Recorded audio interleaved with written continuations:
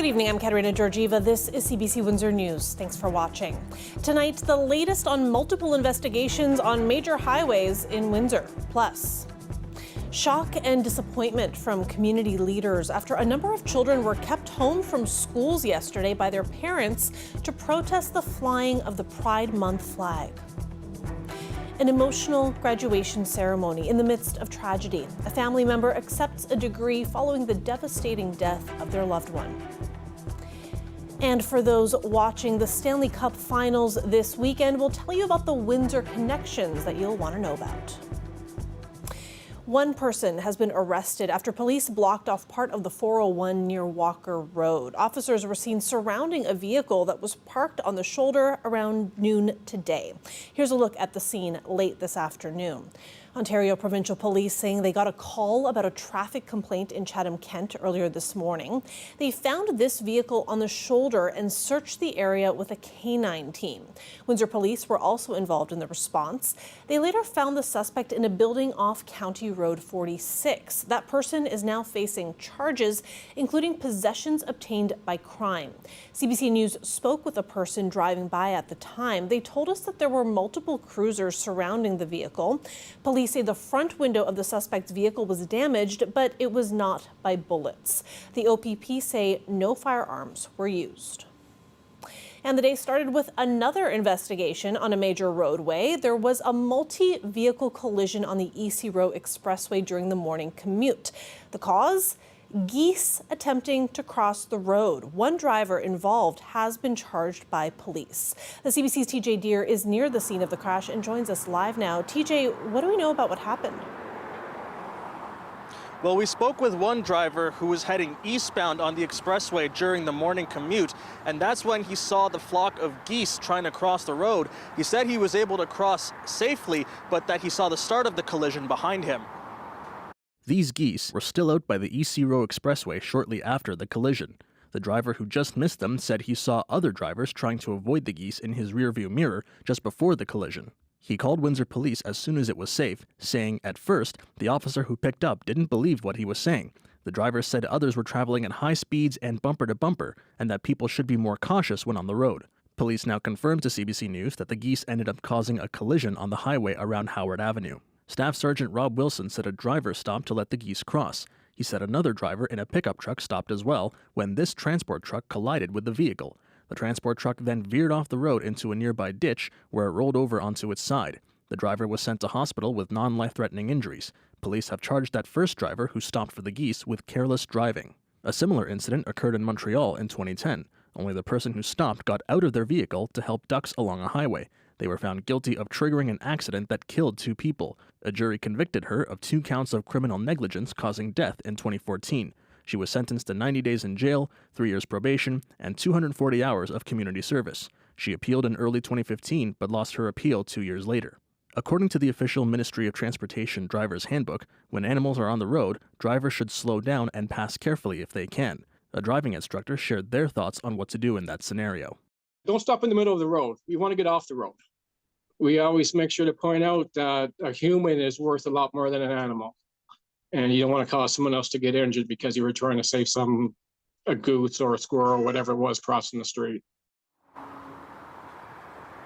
And that same driver we spoke with earlier pleaded for caution, saying that everyone was driving at high speeds and bumper to bumper, leaving little room for error. But now the road is clear and traffic is passing freely so that people driving home shouldn't have any further issues on this part of the EC Row Expressway. Thanks for this, TJ. That's CBC's TJ Deer live for us tonight. The community is reacting after several parents kept their children home from schools in the Greater Essex County District School Board yesterday. They did it in protest of the school board flying the Pride Month flag at schools and at the board office. As Dale Molnar reports, the National Pride Flag Walkout Day was organized by an anti-abortion group. The walkout was organized online by the Campaign Life Coalition. The spokesperson says they are opposed to the raising of the flag, partly because of what they believe it teaches children and encourages gender transitioning. The creator of the flag originally, Gilbert Baker, he did so at the behest of Harvey Milk. He himself Gilbert Baker was a member of the Sisters of Perpetual Indulgence, which is a drag group that mocks religious imagery and traditional values. So I think there's an idea that we can pretend that this flag is just about inclusion, but I think if we're honest, it's more than just about inclusion. Again, it represents an ideology that many, many people take issue with. The Greater Essex County District School Board raised the Pride Month flag at its office downtown yesterday in most of the schools in Windsor, Essex.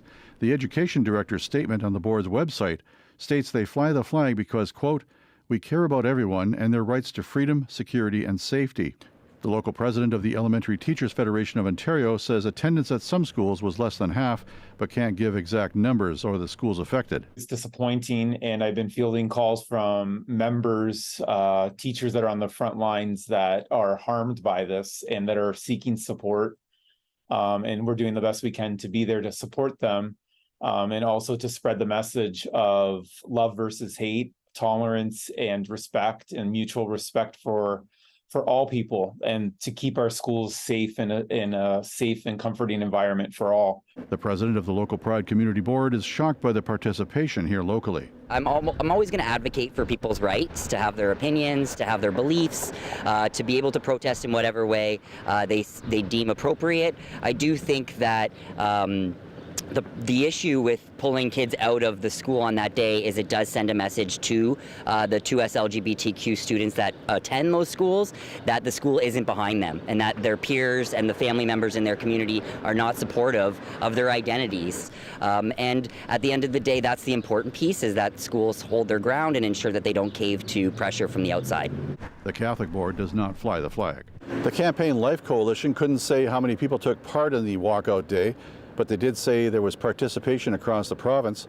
The school board says they can't give us any absentee numbers because they don't keep statistics unless it's health related, so they couldn't tell us how many students took part and which schools were affected. Dale Molnar, CBC News, Windsor. A young Wallaceburg woman recently killed in a car crash has received her university degree through her younger sister. Her younger sister walked across the stage in her place, calling it the proudest moment of her life.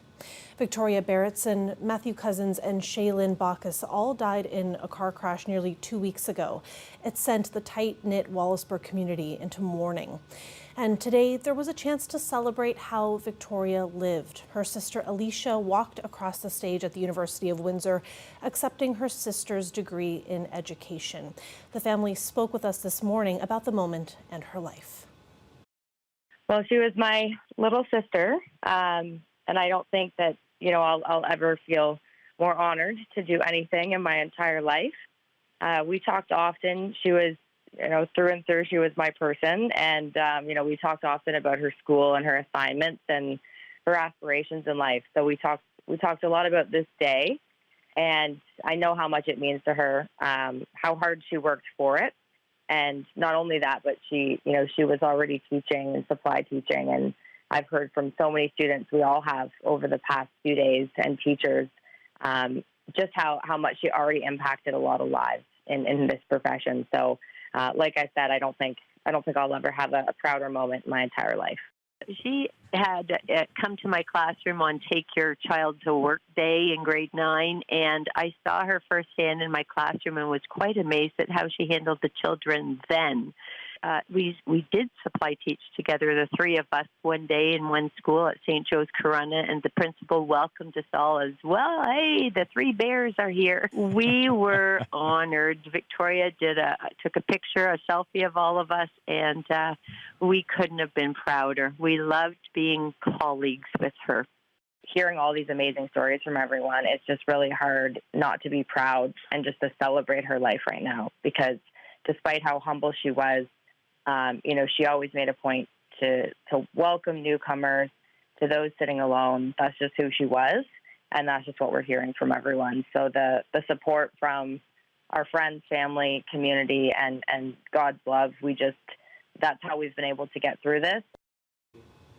A touching tribute to a woman who clearly made quite an impact. We turn now to the latest in the effort to secure a deal for the EV battery plant in Windsor. Prime Minister Justin Trudeau taking questions on the subject earlier today.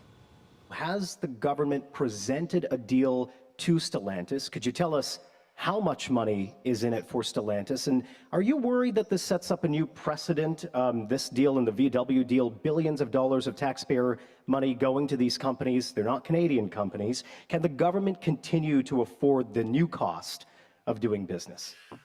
Well, obviously, conversations are ongoing with Stellantis, so I won't get into details, but we will continue to make sure we're getting the right deals for Canadians that create great jobs for the future in growing industries that are going to support communities. No new details from Trudeau there. Yesterday, Premier Doug Ford confirmed Ontario will pay a third of the costs, but it's not clear what costs he was referring to, and there has been no clarification. Construction at the plant is still on hold, and we'll continue to follow this story and keep you posted. The 53rd annual Art in the Park will be taking place at Willisted Park in Walkerville this weekend. Vendors from all over will be in town ready to sell their artistic creations, and it's expected to be a hot one as well. CBC Windsor's Mike Evans was at Willisted Park earlier today. Here's a look at why people keep coming back and their plans to beat that heat. We drove in yesterday from Saskatchewan, Montreal, so it was a 9-hour drive to come and see you. This is going to be our second year, and we just feel like we're locals. And it's obviously worth it. You guys had a good enough time last year that you came back. Yeah. Yes, we did, and it's not only the clientele that comes here that has a great quality, but it's also the other vendors. No rain forecasted for the weekend, but it is going to be hot. What are you guys doing to beat the heat? Well, we got our battery-operated fan. We're going to drink a lot of water and just take turns in the shade. We do fine gold jewelry, and we've been doing this for close to 50 years. When you say 50 years, have you been coming to Art in the Park for 50 years? Yeah, 50 years, Art in the Park. I had hair in those days. What makes Art in the Park special that you've been coming back for 50 years, Barry? It's a very good venue. It's well managed, and we enjoy the music and all the surrounding activities. We've been involved with Art in the Park from the very beginning. We do whatever we can to support this event because, of course, Rotary and the City of Windsor are our partners. So we're doing whatever we can to make it more exciting. And we're providing beverages, and we have a lot of beautiful Willisted items that we're selling this year. And, of course, all the funds that we make go towards the restoration of Willisted. It might be a little bit hot, so what are you guys doing to beat the heat? Well, we are selling lots of liquids, water, and lots of pop and other things. This is our first year. We came in from Niagara, a little bit of a distance for us, but we heard that they needed some good coffee. They extended the invitation, so we packed up and here we are. And what do you think of this lovely park so far? It's gorgeous, and to hear the history of the manor, it's really intriguing. I'd love to know more about it. So what are you guys doing to beat the heat? To beat the heat, we're drinking iced coffee, or we're drinking, some of us like tea, so we have an iced chai latte. We also do a raspberry iced tea, so we've got all the bases covered. A woman in Chatham, Kent is on the hunt for her son's missing cat. It's an African serval cat named Simba. Now, it's a very recognizable cat. Simba was last seen Sunday night. Sandy Webster was watching the cat while her son was away. Simba was last seen wearing a red harness and black locator collar. Webster says she needs the community's help to find him. I've been traveling for the last 4 days, 12-hour days from morning to night, going up and down streets and outside of Chatham, Kent. But unless there's a sighting, like I said, it's going to be virtually impossible to find Simba. Those who spot Simba are encouraged to get in touch with Webster. Webster says Simba might flee if approached. She's asking people who may see him to take a photo to confirm his identity. A live look outside there. Another crystal clear day. Tomorrow, a small chance of showers. It'll still be a very hot one, though. Colette Kennedy will be here after the break to tell us more. Stay with us.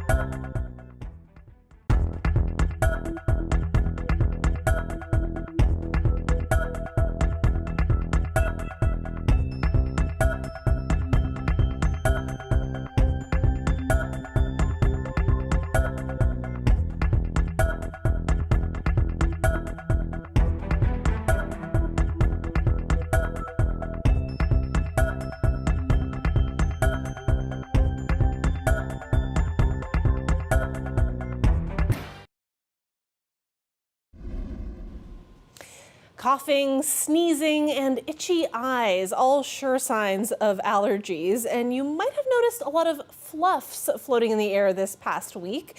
But as CBC's Jennifer LaGrassa reports, the fluffs are likely not causing your allergies.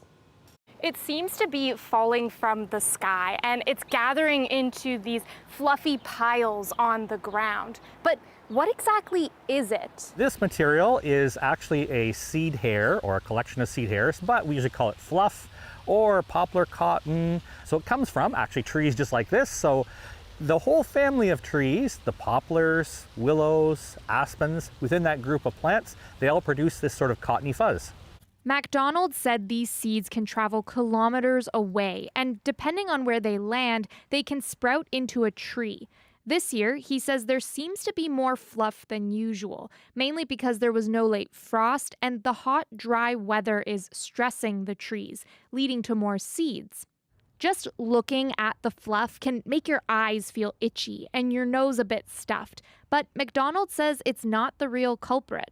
Technically, it's considered not to be allergenic, the fuzz itself. Pollen, the real allergen, can easily get caught up with the fluff and be carried around. One pharmacist says this is why the fluff is a sure sign that allergy season is in full swing. There's more people coming out this year than we've seen before that are coming in saying they've never had allergies before. Are we sure it's allergies? It just seems the last couple of years have gotten a lot worse.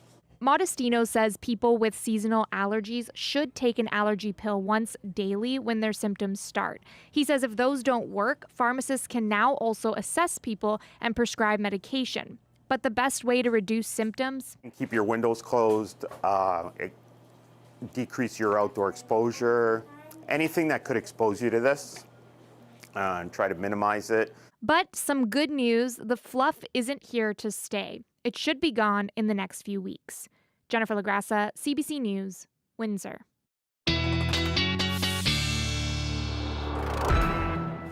Colette Kennedy is with us now for a look at weather. But Colette, first I do want to say that I'm so glad that Jen did that story, because this week observing all of that fluff, I was like, what is this? What is going on? It really felt like snow coming down from the sky. Yeah, I was going to say it has that appearance, right? Can have the appearance of snowflakes, but you know it's too warm for that. Right. You know, what helps with our allergies and getting the pollen out of the air, whether it's attached to fluff or not, it was rainfall. And, you know, we've just been so dry lately that is not really providing any relief in terms of what we have that's kind of just moving around and causing us to be, well, have a little more trouble with breathing at times or the sniffles. So just checking out the daytime highs today, there are some heat warnings in Ontario, not for southwestern Ontario because our criteria is different and not quite meeting it, but still 31 degrees, lots of records across the province, record daytime highs. And then just checking out the current temperatures, they're warm enough. And London still at 31. The wind off the lake making it cooler at the reporting station in Sarnia. But we have a bit of humidity as well. It really is just a bit. Parts of Ontario towards Lake Ontario feeling like about 35. And with some of that humidity, there have been pop-up thunderstorms into mostly eastern Ontario, but they've been moving, migrating westward. So you're seeing some of these are starting to lose a bit of their punch maybe, but we're getting a few more that are developing as well. And if I put the lightning strikes and overlay that, you can see many, many lightning strikes here too. So it is the weekend. If you're going to be on the roads or heading towards cottage country or wherever you might be going, some of the remnants of these you may encounter with some heavier downpours and even the risk of a bit of small hail. So just a closer look at those, and the area you see here in yellow, that is a severe thunderstorm watch. Of course, it's well away from southwestern Ontario. But with some of that energy coming our way into tomorrow, so cooler, more comfortable air is trying to make its way down here, and it's getting pushed back from the heat and the buoyancy here. So as that keeps moving down, we are going to maybe have the risk of a few showers. It's more likely that they start to kind of pop up into Michigan tomorrow afternoon. But it's close enough that if we see that energy moving just a little bit, very, very, very slight chance. Otherwise, it's going to be sunny conditions. And certainly for tonight, we are looking at clear conditions. Still temperatures well above seasonal here. Stray shower into London, possibly. 19 degrees there for the low. Sarnia cooler there by the lake, and 19 for Windsor as well. Now, keep in mind that as this front kind of pushes towards us tomorrow, we are going to find the winds kicking up too, and they'll move towards the east later in the day and become gusty. So there's going to be a change in the feel to the air mass, but it's going to take some time to work its way in. So that's why I still have another day at 29 degrees, and there will be some cloud cover at times as that pushes by. Then Sunday, a totally different feel, sunshine and 26, and then into Monday, the temperature tries to pop up again, but we get those mid-20s coming in towards next week with a slight chance of showers towards midweek. A bit of a cool down, if we can call 24 a cool down. I know, right? Slight chance of showers Monday, slight chance Wednesday. We just hardly have anything going on there. Okay, thanks for that, Colette. You're welcome. When we come back, if you're paying attention to the Stanley Cup finals, we'll tell you about some Windsor connections. Stay with us.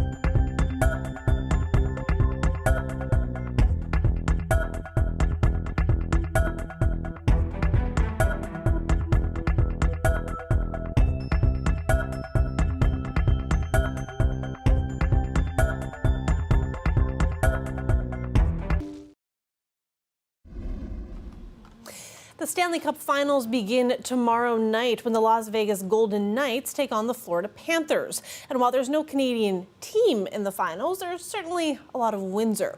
First, there's Florida defenseman Aaron Ekblad. He's from the Windsor area. And then there's his head coach, Paul Maurice. He played here in his junior hockey career and began coaching with the Spitfires. We visited some Windsorites who will be rooting for the Florida Panthers, starting with Aaron Ekblad's father, Dave.